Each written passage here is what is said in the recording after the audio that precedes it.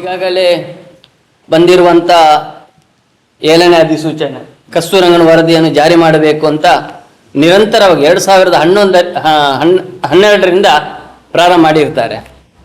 ಅದೇ ರೀತಿ ಮಲೆನಾಡು ಜನಹಿತ ರಕ್ಷಣಾ ವೇದಿಕೆ ಉಡುಪಿ, ಮಡಿಕೇರಿ, ಆಸುಪಾಸು, ಹಾಸನ ಜಿಲ್ಲೆಯಲ್ಲಿ ನಿರಂತರ ಹೋರಾಟ ಮಾಡುತ್ತಾ ಬಂದಿದೆ. ಹಾಗೆಯೇ 2011ರಲ್ಲಿ ಬಂದಿರುವಂಥ ಪುಷ್ಪಗಿರಿ ವನ್ಯಧಾಮ ಇದನ್ನು ಕೂಡ ನಿರಂತರ ಹೋರಾಟದಿಂದ ತಡೆ ಹಿಡಿಯುವಂಥ ಪ್ರಯತ್ನ ಮಾಡಿದೆ. ಇವತ್ತು ಕಸ್ತೂರಂಗನ್ ವರದಿ ಇವತ್ತು 7ನೇ ಅಧಿಸೂಚನೆ ಬಂದಿರುವುದು ಇದು ಪ್ರಜಾಪ್ರಭುತ್ವ ವ್ಯವಸ್ಥೆಯಲ್ಲಿ ರೈತರನ್ನು ಒಂದು ಕಗ್ಗೊಲೆ ಮಾಡಿದ ರೀತಿಯಲ್ಲಿದೆ.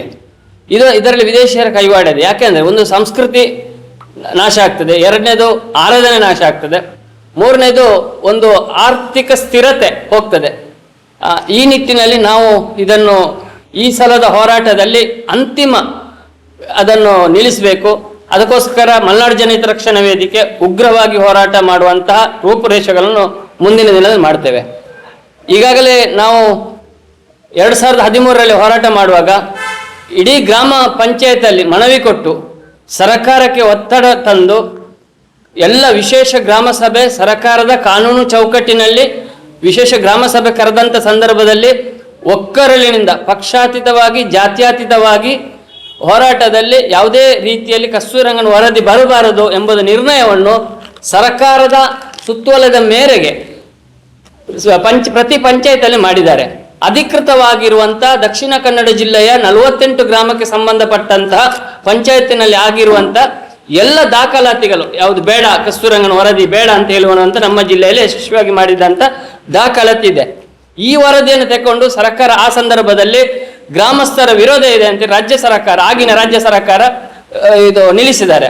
ಅದೇ ರೀತಿ 6 ಅಥವಾ ಈಗ ಬರುವಂಥ 6ನೇ ಅಧಿಸೂಚನೆ ತನಕ ಇದು 7ನೇದು ಬರ್ತಾ ಇರೋದು. ಅಲ್ಲಿ ತನಕ ತಾಲೂಕು ಮಟ್ಟದ ಹೋರಾಟವು ಪಕ್ಷಾತೀತ ಜಾತ್ಯತೀತವಾಗಿ ಮಾಡಿದ್ದಾಗ ಅದನ್ನು ಮನಗಂಡಂತ ರಾಜ್ಯ ಸರ್ಕಾರ ಪಕ್ಷಾತೀತವಾಗಿ ಕೂಡ ಬಿಜೆಪಿ ಇರುವಾಗಲೂ ಕಾಂಗ್ರೆಸ್ ಇರುವಾಗಲೂ ಅದನ್ನು ತಡೆ ಹಿಡಿಯುವಂತ ಕೆಲಸ ಮಾಡಿದೆ.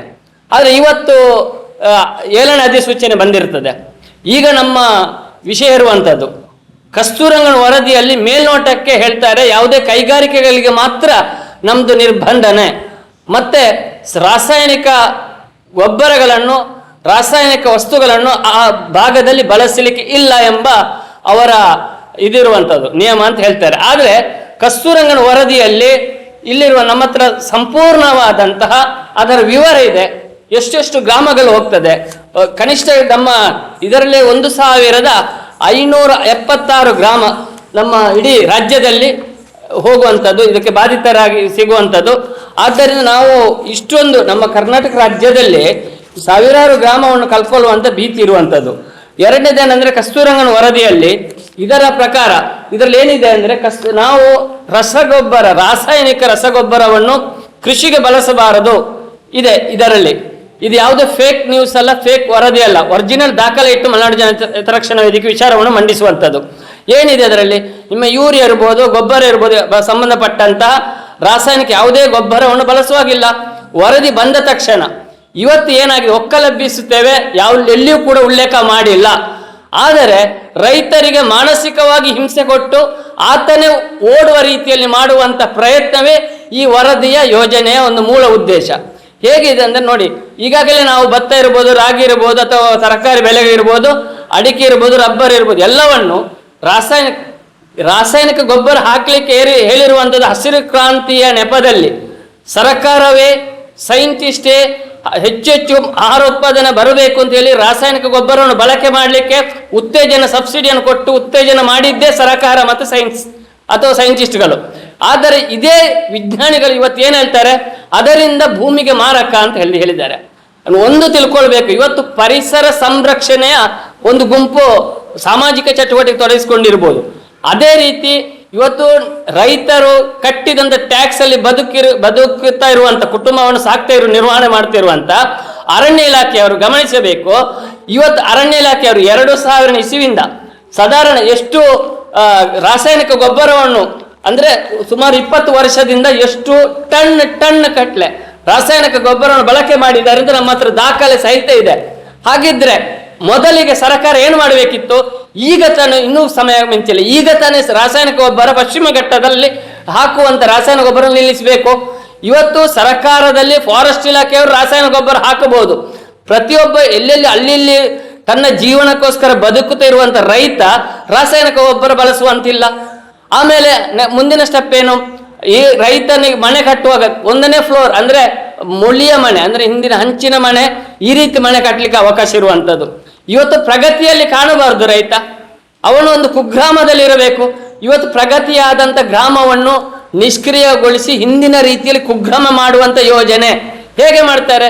ಮೂಲಭೂತ ಸೌಕರ್ಯ ಕಟ್ಟಾದಾಗ ರಸ್ತೆಯಲ್ಲಿ ಮರು ಡಾಮರೀಕರಣ ಮಾಡ್ಲಿಕ್ಕೆ ಆಗುದಿಲ್ಲ. ಇದರಲ್ಲಿದೆ ನವೀಕರಣ ಅವಕಾಶ ಇಲ್ಲ, ವರದಿಯಲ್ಲಿದೆ.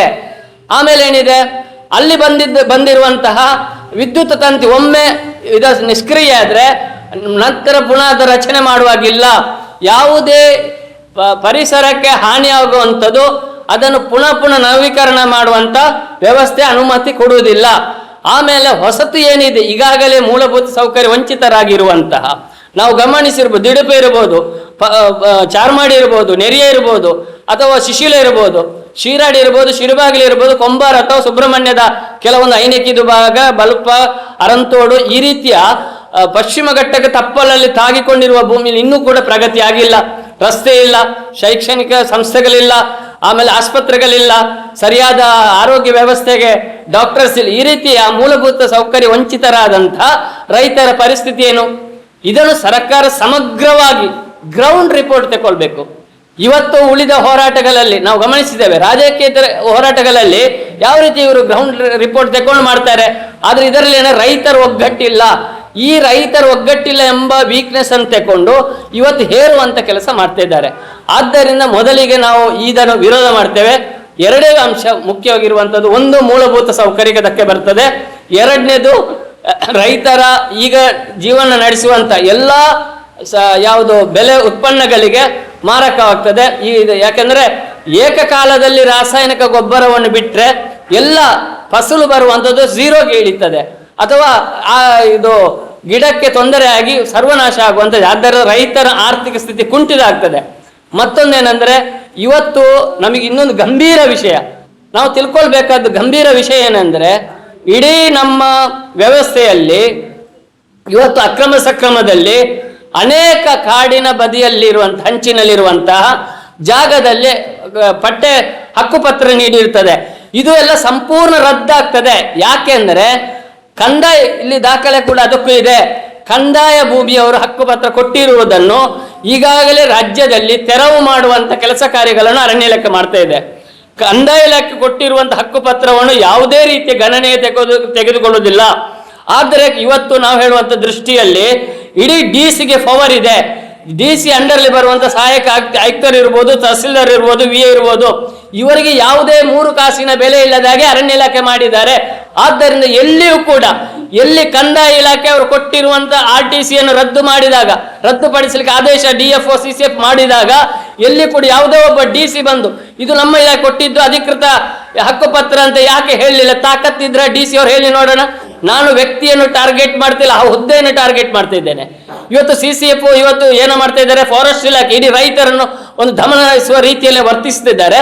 ಎಲ್ಲಿ ಅದು ಕೂಡ ಅಧಿಕೃತವಾಗಿ ಸರ್ಕಾರದಿಂದ ಯಾವುದು ಅಕ್ರಮ ಸಕ್ರಮ ಎಂಬ ಶಾಸಕರು ಜನಪ್ರತಿನಿಧಿಗಳು ಇದ್ದಂತ ಕಮಿಟಿಯಲ್ಲಿ ಆಗಿರುವಂತ ಹಕ್ಕುಪತ್ರ ರದ್ದು ಮಾಡ್ತಿದ್ದಾರಲ್ಲ, ಯಾಕೆ ಇವರು ಅದನ್ನು ನಾವು ಕೊಟ್ಟದ್ದು ಅಧಿಕೃತ ಇದೆ ಅಂತ ಯಾವುದೇ ಒಬ್ಬ ಕಂದಾಯ ಸಂಬಂಧಪಟ್ಟದ ಅಧಿಕಾರಿ ಹೇಳಲಿಲ್ಲ? IAS ಅಧಿಕಾರಿ ಯಾಕೆ ಹೇಳಲಿಲ್ಲ? ಇವತ್ತು IPS ಮತ್ತು IFS ಇವರ ಒಂದು ಗುದ್ದಾಟದಲ್ಲಿ ಸಾಮಾನ್ಯ ರೈತ ಬಲಿಯಾಗ್ತಾ ಇದ್ದಾನೆ. ಇವತ್ತು ನಾವು ಗಮನಿಸಿದ್ದೇವೆ. ಇವತ್ತು ಜನಪ್ರತಿನಿಧಿಗಳು ನನಗೆ ಹೇಳೋದು, ನಾವು ಕೋಳಿ ಕಟ್ಟ ಅಂಕ ಇದ್ರೆ ಅಲ್ಲಿ ಹೋಗಿ ಕೇಸ್ ಹಾಕ್ಲಿಕ್ಕೂ ಸಿದ್ಧ ಅಂತೇಳಿ ನಿಲ್ಲುವ ಬದಲು ರೈತರ ಜೊತೆ ನಿಲ್ಲಬೇಕು ಜನಪ್ರತಿನಿಧಿಗಳು. ಯಾವುದು ಈ ವ್ಯವಸ್ಥೆ ಕಾರ್ಯಾಂಗ ವ್ಯವಸ್ಥೆ ರೈತರನ್ನು ದಮನ ಮಾಡ್ಲಿಕ್ಕೆ ಹೊರಟಾಗ ಎಲ್ಲ ಜಿಲ್ಲೆಯ ಜನಪ್ರತಿನಿಧಿಗಳು ಬಂದು ಈ ಹೋರಾಟದಲ್ಲಿ ಭಾಗವಹಿಸಬೇಕು, ಪಕ್ಷಾತೀತವಾಗಿ ಬರಬೇಕು. ಯಾಕೆಂದ್ರೆ ಇವತ್ತು ಕೊನೆಯ ಹಂತದ ನಮ್ಮದು ಕೂಡ ಹೋರಾಟ. ಇವತ್ತು ಮಲ್ನಾಡು ಜನ ಹಿತರಕ್ಷಣಾ ವೇದಿಕೆ ನಿರಂತರವಾಗಿ ರೈತರ ಹೋರಾಟ ಮಾಡ್ತಾ ಬಂದಿದ್ದಾರೆ. ಇದೇನಂದ್ರೆ ನಿರಂತರವಾಗಿ ಅರ್ಧ ಸ್ಟೇ ತಂದು ಮುಂದಿನ ದಿನದಲ್ಲಿ ರೈತ ಸುಸ್ತಾದ ನಂತರ ಒಂದು ಗುಂಪು ಪರಿಸರ ಪರವಾಗಿರುವಂತ ಬುದ್ಧಿಜೀವಿಗಳು, ನಾನು ಯಾರನ್ನು ಟಾರ್ಗೆಟ್ ಮಾಡ್ತಾ ಇಲ್ಲ, ಎಲ್ಲಿ ಬೇಕಾದ್ರೆ ಪರಿಸರವಾದಿಗಳು ಏನು ಅವರ ಮಕ್ಕಳು ಕೃಷಿಕರಾಗಿರ್ತಾರ? ಅವರು ಕೃಷಿಕರಲ್ಲ. ಯಾವುದು ನಾವು ಕಟ್ಟಿದ ಟ್ಯಾಕ್ಸ್ ಹಣದಿಂದ ಸಂಬಳ ಪಡೆದು ಪೆನ್ಷನ್ ಪಡೆದು ಅದರ ಹಣದಲ್ಲಿ ಪರಿಸರ ಪರವಾಗಿ ಅಂತ ಹೋರಾಟ ಮಾಡ್ತಿದ್ದಾರಲ್ಲ, ಪರಿಸರ ರಕ್ಷಣೆ ಮಾಡಬೇಕಿದ್ರೆ ಒಂದು ಈ ಭಾಗದಲ್ಲಿ ಯಾರಾದರೂ ಪರಿಸರ ಪರವಾಗಿರುವಂತ ಎಲ್ಲ ಇವರಿಗೆ ಹೇಳ್ತಾ ಇದ್ದೇನೆ, ಪಶ್ಚಿಮ ಘಟ್ಟದಲ್ಲಿ ಇವತ್ತು ಎಲ್ಲ ಇದರಲ್ಲಿ ಇದು ರಾಸಾಯನಿಕ ಗೊಬ್ಬರವನ್ನು ಬಳಕೆ ಮಾಡುವ ಇವರು ಅದನ್ನು ಯಾಕೆ ತಡೆ ಹಿಡಿಯುವುದಿಲ್ಲ? ಇವತ್ತು ಪಶ್ಚಿಮ ಘಟ್ಟದಲ್ಲಿ ನಾವು ನೀವೆಲ್ಲ ಗಮನಿಸಿದ್ದೀರಿ, ಪಶ್ಚಿಮ ಘಟ್ಟ ತುತ್ತ ತುದಿಯಲ್ಲಿ ಬೆಂಕಿ ಹಾಕ್ತಾರೆ, ಅಲ್ಲಿರುವಂತ ಸಸ್ಯ ಜೀವಿಗಳು ಸಾಯ್ತಾರೆ, ಫಾರೆಸ್ಟ್ ಇಲಾಖೆಯವರು ಬೆಂಕಿ ಹಾಕ್ತಾರೆ. ಶಿರಾಡಿ ಘಾಟಿಯ ಪಶ್ಚಿಮ ಘಟ್ಟದಲ್ಲಿ ಫಾರೆಸ್ಟ್ ಇಲಾಖೆಯವರು ಕಳೆದ ಬಾರಿ ಮೇಲೆ ಬೆಂಕಿ ಹಾಕಿದಾಗ ಯಾವುದೇ ಒಬ್ಬ ಪರಿಸರ ಇಲಾಖೆಯ ಪರಿಸರವಾದಿಗಳು ಯಾಕೆ ಮಾತಾಡ್ತಿಲ್ಲ? ಯಾಕೆಂದ್ರೆ ಅದರಲ್ಲಿ ಹಣ ಬರ್ತಲ್ಲ ಇವರಿಗೆ. ಎಲ್ಲಿ ದಾಂಧಲೆ ಮಾಡಿ ಎಲ್ಲಿ ಹಣ ವಸೂಲಾತಿ ಆಗ್ತೇವೋ ಅಲ್ಲಿ ಪರಿಸರ ಪ್ರೇಮಿಗಳಿರ್ತಾರೆ. ನಿಜವಾದ ಪರಿಸರ ಪ್ರೇಮಿಗಳಾದ್ರೆ ಅದನ್ನು ತಡಿಬೇಕು. ಆದ್ದರಿಂದ ನಾನು ಯಾರು ಪರಿಸರ ಪರವಾಗಿ ಇದ್ದಾರೆ, ನಾವು ಕೂಡ ಪರಿಸರವಾದಿಗಳು. ನಾವು ಎತ್ತಿನಾಳ ಹೋರಾಟ ಇರ್ಬೋದು, ಜಲವಿದ್ಯುತ್ ಯೋಜನೆ ಹೋರಾಟ ಎಲ್ಲದಲ್ಲಿ ಭಾಗವಹಿಸಿದಂತ ಸಂಘಟನೆ ಇದು. ಆದ್ದರಿಂದ ರೈತರಿಗೆ ತೊಂದರೆ ಆಗುವಂತ ಯಾವುದೇ ವಿಷಯ ಬಂದರೂ ನಮ್ಮ ಈ ಸಂಘಟನೆ ಗಟ್ಟಿಯಾಗಿ ನಿಲ್ತದೆ. ಜೊತೆಗೆ ಈ ಮುಂದಿನ ದಿನದಲ್ಲಿ ನಾವು ಈ ಹೋರಾಟವನ್ನು ರೈತ ರಕ್ಷಣಾ ಚಳವಳಿ ಅಂತ ಹೇಳಿ ಘೋಷಣೆ ಮುಖಾಂತರ ಮುಂದುವರಿಸಿದ್ರೆ, ಆದ್ದರಿಂದ ಜಿಲ್ಲಾಡಳಿತ ಮುಂದಿನ ಇನ್ನೊಂದ್ಸಲ ಎಲ್ಲ ಗ್ರಾಮ ಸಭೆ ಕರೆದು, ನನಗನಿಸುವುದು ಗ್ರಾಮ ಸಭೆಗಿಂತಲೂ ಯಾರೆಲ್ಲ ಇವತ್ತು ಕಸ್ತೂರಂಗನ ವಿರುದ್ಧ ವರದಿಯಲ್ಲಿ ಹೋರಾಟ ಮಾಡ್ತಿದ್ದಾರೆ, ಯಾವುದೆಲ್ಲ ಸಂಘ ಸಂಸ್ಥೆಗಳು ಮಾಡ್ತಿದ್ದೇವೆ, ಅವರನ್ನು ಸಹ ಕರೆದು ಡಿಬೇಟ್ ಮಾಡಿ ಸರಿಯಾದ ಮಾಹಿತಿ ತೆಗೆದುಕೊಂಡು ಪ್ರಾರಂಭದಲ್ಲಿ ಏನು ಸಮಸ್ಯೆ ಇದೆಯೋ ಆ ಸಮಸ್ಯೆಗೆ ಪರಿಹಾರ ಕಂಡು, ಉದಾಹರಣೆ ಜಂಟಿ ಸರ್ವೆ ಇರಬಹುದು, ಅದು ಮಾಡಬೇಕು. ನಮ್ಮ ಬೇಡಿಕೆ ಇದೆ, ಕಸ್ತೂರಂಗನ ವರದಿ ಬರುವ ಮುಂಚೆ ಪಶ್ಚಿಮ ಘಟ್ಟಕ್ಕೂ ಜನವಸತಿ ಪ್ರದೇಶ ಗಡಿ ಗುರುತಾಗಬೇಕು. ಪಶ್ಚಿಮ ಘಟ್ಟದಲ್ಲಿ ಜನವಸತಿ ಪ್ರದೇಶದಲ್ಲಿ ಗಡಿ ಗುರುತು ಮಾಡಬೇಕು. ಗಡಿ ಗುರುತು ಮಾಡಿದ ಮೇಲೆ ಆನೆ ಕಂದಕ ಮಾಡಬೇಕು. ಯಾಕಂದ್ರೆ ಪಶ್ಚಿಮ ಘಟ್ಟ ರೈತರಿಗೆ ಬೇಡ. ನಮಗೆ ಆನೆ ಹಾವಳಿ, ಆನೆ ದಾಳಿಯಿಂದ ಬಂಧುಗಳು ಇವತ್ತು ಗಮನಿಸಿದ್ದಾವುಗಳೆಲ್ಲ, ಇವತ್ತೊಂದು ರೆಕ್ಕೆದಲ್ಲಿ ಒಂದು ಆನೆ ದಾಳಿ ಆಗಿದೆ, ನಿನ್ನೆ 5 ಗಂಟೆಗೆ ಆನೆ ದಾಳಿ ಆಗಿದೆ. ಈ ತನಕ 11 ಗಂಟೆ ತನಕ ಯಾವುದೇ ಅಧಿಕಾರಿ ಸಿಲುವು ಇಲ್ಲ. ಅನಾಥ ಶವ ಬಿದ್ದಿದೆ, ಒಬ್ಬ ರೈತನ ಅನಾಥವಾಗಿ ಶವ ಬಿದ್ದಿದೆ ಅಲ್ಲ. ಆದರೆ ಒಂದು ಪ್ರಾಣಿಗೆ ಅಟ್ಯಾಕ್ ಆದ್ರೆ, ಒಂದು ಜಿಂಕೆಗೆ ಅಟ್ಯಾಕ್ ಆದ್ರೆ ಅಥವಾ ಒಂದು ಆನೆಗೆ ಅಟ್ಯಾಕ್ ಆದ್ರೆ ಸಾವಿರಾರು ಯೂನಿಫಾರ್ಮ್ ಅಲ್ಲಿ ಬರುವುದಿಲ್ವಾ? ಇದು ಭಾರತ ರೈತ ರಾಷ್ಟ್ರವ ಅಥವಾ IPS IAS ಅಂತ ಪದವಿಗಳ ರಾಷ್ಟ್ರವ? ಇವತ್ತು ನಾವು ರೈತರ ಒಗ್ಗಟ್ಟಿಲ್ಲದೇ ಕಾರಣ ಮುಂದಿನ ದಿನದಲ್ಲಿ ಈ ರೀತಿ ಬೇಜವಾಬ್ದಾರಿತನ ಅಧಿಕಾರಿಗಳು ತೋರಿಸಿದಲ್ಲಿ ಅಂತ ಸಂಬಂಧಪಟ್ಟ ಅಧಿಕಾರಿಗಳ ಮನೆಯಲ್ಲಿ ಶವವನ್ನು ಇಟ್ಟು ಪ್ರತಿಭಟಿಸುವಂತ ಕಾರ್ಯ. ಆದ್ದರಿಂದ ತಕ್ಷಣ ಅದನ್ನು ಕಾರ್ಯಪ್ರವೃತ್ತರಾಗಬೇಕು.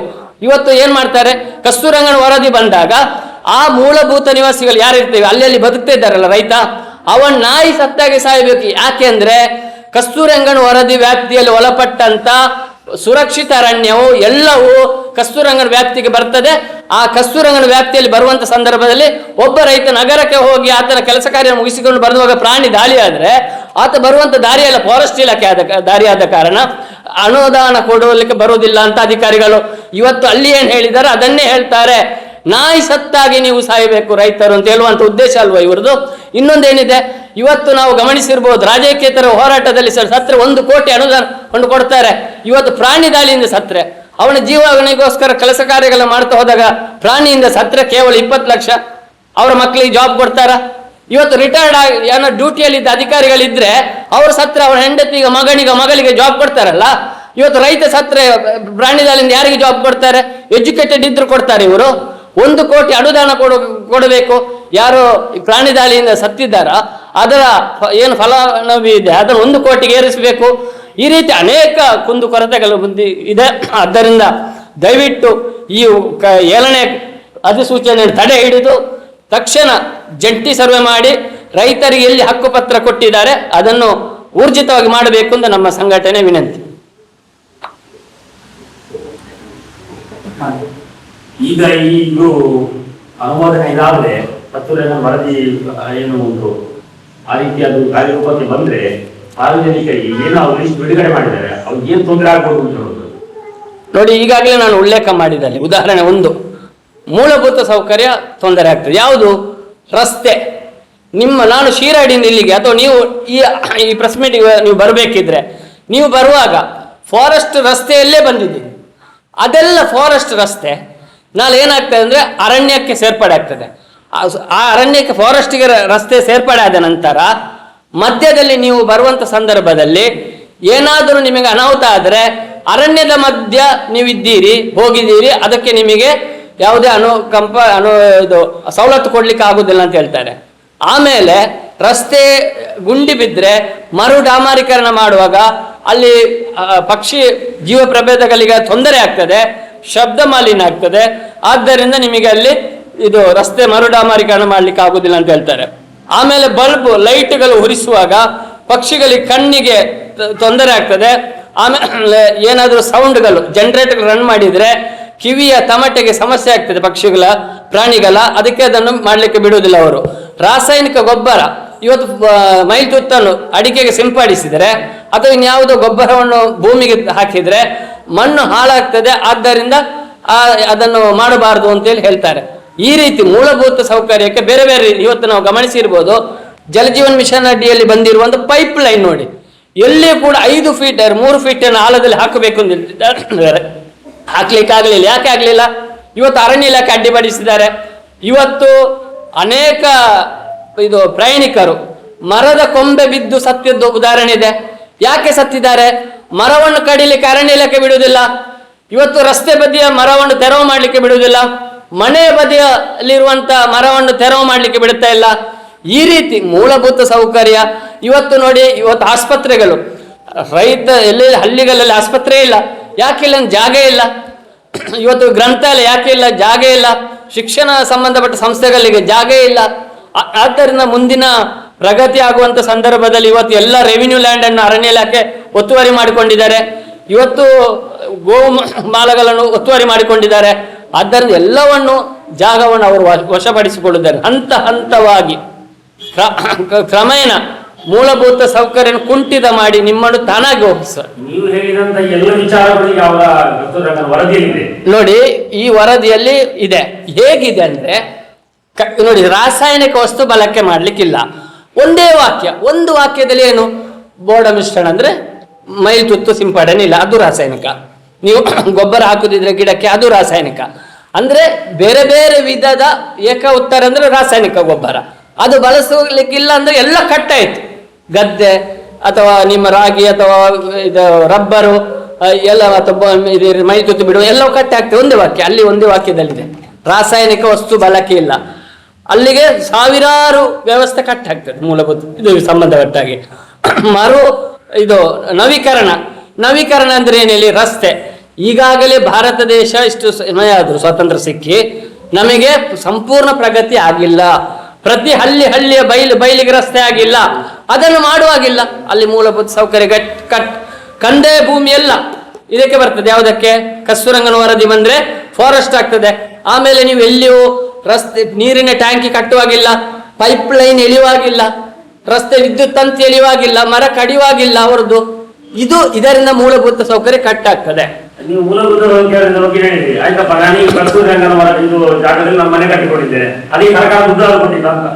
ಇಲ್ಲ, ನೀವು ನಮಗೆ ನೆನಪಿಟ್ಟುಕೊಳ್ಬೇಕು. ಇಲ್ಲಿ ನಮ್ಮ ಹತ್ರ ಇನ್ನೊಂದು ಕಾಪಿಯಲ್ಲಿದೆ.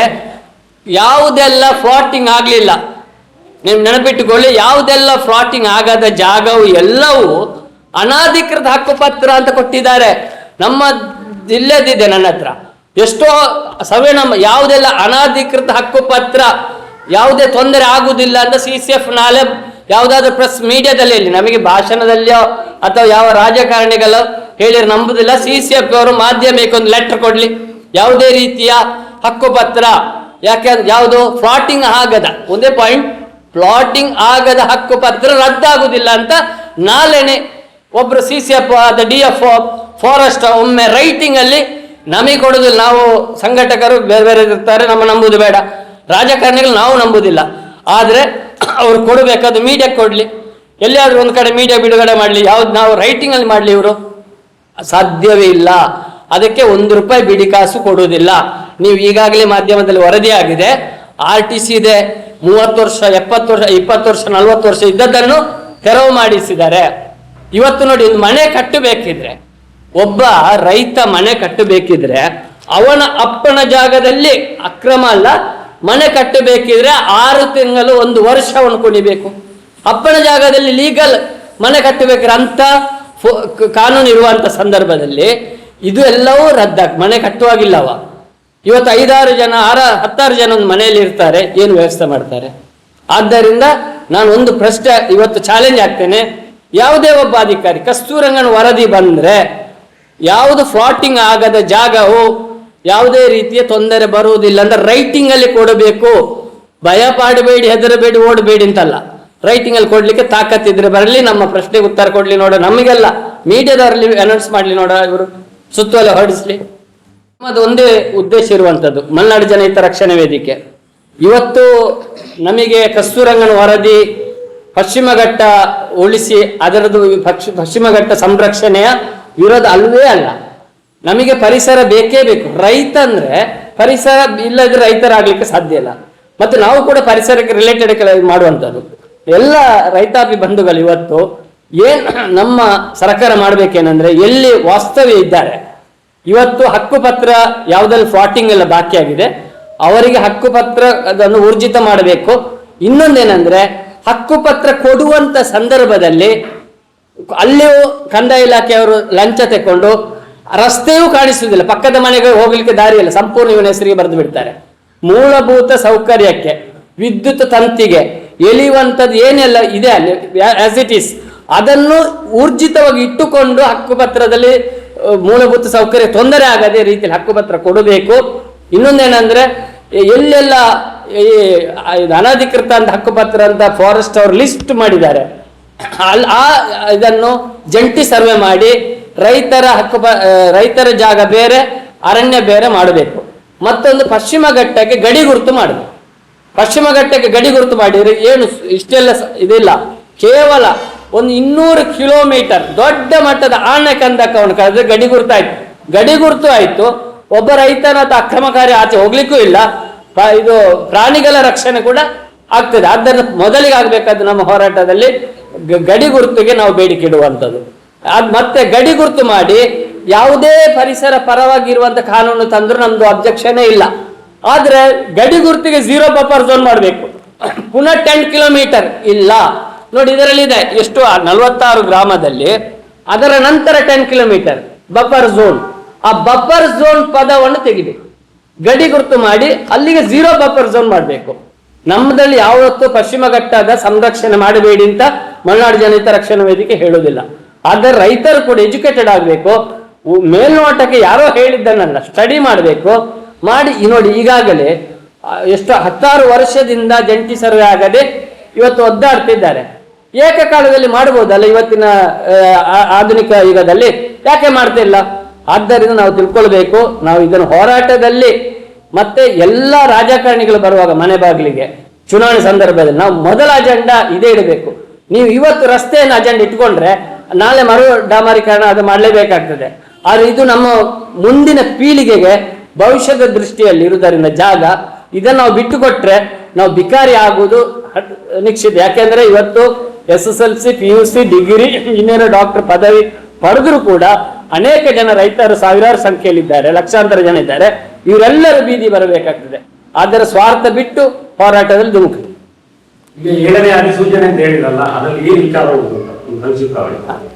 7ನೇ ಅಧಿಸೂಚನೆಯಲ್ಲಿ ಕೂಡ ಎಲ್ಲ 1ರಿಂದ 7ರ ತನಕ ಎಲ್ಲ ಅಧಿಸೂಚನೆಯಲ್ಲಿ ಇರುವಂಥದ್ದು ಏನಂದ್ರೆ, ನಾವು ಈಗಾಗಲೇ ಉಲ್ಲೇಖ ಮಾಡಿದಂತಹ ಈ ರಾಸಾಯನಿಕ ಗೊಬ್ಬರ ಬಳಸಬಾರದು, ಮೂಲಭೂತ ಸೌಕರ್ಯ ನವೀಕರಣ ಇಲ್ಲ ಅಂದ್ರೆ ಅದರಲ್ಲಿ ತುಂಬಾ ಎಕ್ಸ್ಪ್ಲೈನ್ ಬೇಡ, ಯಾಕಂದ್ರೆ ಅಷ್ಟು ಇದೆ. ಮೂಲಭೂತ ಸೌಕರ್ಯ ಎಲ್ಲ ಬಂತು, ಆಮೇಲೆ ರಾಸಾಯನಿಕ ಗೊಬ್ಬರದ್ದು ಎಲ್ಲ ಬಂತು.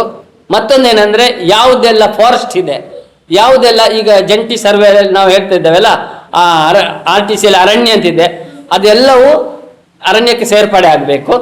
ಮತ್ತೆ ಹೊಸ ಹೊಸ ಕಟ್ಟಡಗಳ ನಿರ್ಮಾಣಕ್ಕೆ ಅವಕಾಶ ಇಲ್ಲ ಅರಣ್ಯ ವ್ಯಾಪ್ತಿಯಲ್ಲಿ. ಮತ್ತೆ ಕೋವಿ ಲೈಸೆನ್ಸ್ ರದ್ದು ಆಗ್ತದೆ, ರದ್ದು ಈಗಾಗಲೇ ಕೊಡ್ತಾ ಇಲ್ಲ, ಸಂಪೂರ್ಣ ರದ್ದು ಮಾಡ್ತಾರೆ.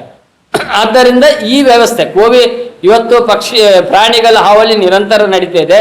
ಗಾಳಿಗುಂಡು ಹೊಡಿಸಿ ಹಿಂದೆ ಬ್ರಿಟಿಷ್ ಸರ್ಕಾರ ಇರುವಾಗಲೂ ರೈತರಿಗೆ ರಕ್ಷಣೆ ಇತ್ತು. ಯಾಕೆ? ಗಾಳಿಗುಂಡು ಹೊಡೆದು ಅದನ್ನು ಓಡಿಸಲಿಕ್ಕೆ. ನಮಗೊಂದು ಇನ್ನೊಂದೇನೆಂದ್ರೆ, ಇದೆಲ್ಲವೂ ವಿದೇಶಿಯರ ಸಂಚು. ಯಾಕೆ ಹೇಳ್ತಿದ್ದೇವೆ ಅಂದ್ರೆ, ಭಾರತ ಸರ್ಕಾರದ ಕಾನೂನಲ್ಲಿಲ್ಲ. ಯಾವುದೂ ಕೂಡ ನೀವು ಪರಿಸರ ವಾದ ಮಾಡ್ಲಿಕ್ಕೆ ಹೋದಾಗ, ಅಥವಾ ಕಸ್ತೂರಂಗನ್ ಇರ್ಬೋದು, ಇನ್ನೊಂದು ವರದಿ ಇರ್ಬೋದು, ಎಲ್ಲ ವೈಲ್ಡ್ ಲೈಫ್ ಆಕ್ಟ್ಗಳು ಬ್ರಿಟಿಷ್ ಸರ್ಕಾರದ ಆಕ್ಟ್ ಅಡಿಯಲ್ಲೇ ಇದೆ. ಭಾರತ ಸರ್ಕಾರದ ಅಂಡರ್ ಇಲ್ಲ. ನಮಗೇನಂದ್ರೆ ಎಷ್ಟು ಬಿಗಿ ಇದ್ರೂ ಪರವಾಗಿಲ್ಲ, ಭಾರತ ಸರ್ಕಾರ ಕಾನೂನು ರಚಿಸಬೇಕು. ನಮ್ಮ ಸರ್ಕಾರ, ನಮ್ಮ ಜನಪ್ರತಿನಿಧಿ ಕಾನೂನು ರಚಿಸಬೇಕು ಹೊರತು ಬ್ರಿಟಿಷರ್ ಅಂಡರ್ ಅಲ್ಲಿ ಇರುವಂತ ಕಾನೂನಲ್ಲ. ಬ್ರಿಟಿಷರ್ ಇವತ್ತು ಅವ್ರಿಗೆ ಗೊತ್ತಿದೆ ಭಾರತ ಇವತ್ತು ಸ್ವಾವಲಂಬಿಯಾಗಿ ಬದುಕಬೇಕಿದ್ರೆ ರೈತರೇ ಕಾರಣ, ರೈತರು ಸರ್ವನಾಶ ಮಾಡಬೇಕು ಅಂತ ಹೇಳಿ ಈ ರೀತಿಯ ಯೋಜನೆಗಳನ್ನು ತರ್ತಾ ಇದ್ದಾರೆ. ಇವತ್ತು ಯುದ್ಧ ಆಗುವಂತ ಸಂದರ್ಭದಲ್ಲಿ ಯಾವುದೇ ಪರಿಸರವಾದಿಗಳು ಅದನ್ನು ನಿಲ್ಲಿಸುವುದಿಲ್ಲ. ಯಾಕೆ? ಅಥವಾ ಅಲ್ಲಿ ಬಾಂಬ್ ಬ್ಲಾಸ್ಟ್ ಆದ ಸಂದರ್ಭದಲ್ಲಿ ಇಡೀ ಕ್ಲೈಮೇಟ್ ಹಾಳಾಗೋದಿಲ್ವಾ? ಈ ಮೂರ್ಖ ಪರಿಸರವಾದಿಗಳಂತ ಇರ್ತಾರೆ, ಅವರು ಇವತ್ತು ರೈತರನ್ನು ಈ ತೇಜೋವಧೆ ಮಾಡ್ಲಿಕ್ಕೆ ಹೊರಟಿದ್ದಾರೆ. ಇನ್ನೊಂದೇನಂದ್ರೆ ಅದರ ಜೊತೆಗೆ ಇವತ್ತು ವಿದೇಶದಲ್ಲಿ ಆಗುವಂತಹ ಪ್ರಕೃತಿ ನಾಶ ಇರ್ಬೋದು, ವಾಯು ಮಾಲಿನ್ಯ ಇರ್ಬೋದು, ತಾಕತ್ತಿದ್ದರೆ ತಡೆಗಟ್ಟಲಿ, ಅದು ಆಗೋದಿಲ್ಲ ಇವರು. ಅಥವಾ ಎಲ್ಲಿ ಪಶ್ಚಿಮ ಘಟ್ಟದ ತಪ್ಪಲು ಪ್ರದೇಶದ ಅಥವಾ ಗುಡ್ಡಗಾಡುಗಳ ಜನ ಅಲ್ಲಿ ಹೋಗಿ ಅದನ್ನು ಅಲ್ಲಿ ಆಗುವಂತ ಅನಾಹುತಗಳು, ಅಲ್ಲಿ ಹೋದ ದರೋಡೆ ಅಂದ್ರೆ ಮರ ಕಳ್ಳತನ ಅಥವಾ ಬೇರೆ ಬೇರೆ ವಸ್ತು ಅಲ್ಲಿನ ಪ್ರಾಣಿಗಳ ಕಳ್ಳತನ ಆಗುವಂತ ನಿಲ್ಲಿಸಲಿ, ಅದಕ್ಕೆ ಹೋಗುದಿಲ್ಲ. ಒಟ್ಟು ರೈತರನ್ನ ಟಾರ್ಗೆಟ್ ಮಾಡುವ ಗುಂಪು ಮೇಲಿದೆ. ಅದೆಲ್ಲ ಬ್ರಿಟಿಷ್ ಸರ್ಕಾರದ ಒಂದು ಅವರ ಅನ್ವಯಿಗಳು, ಬ್ರಿಟಿಷರ ಅನ್ವಯಿಗಳು.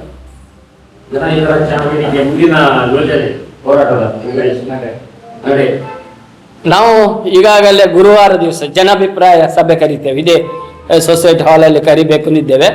ಜನಾಭಿಪ್ರಾಯ ಪಡ್ಕೊಂಡು ಮುಂದಿನ ಹೋರಾಟವನ್ನು ರೂಪುರೇಷೆಗಳನ್ನ ಮಾಡ್ತೇವೆ.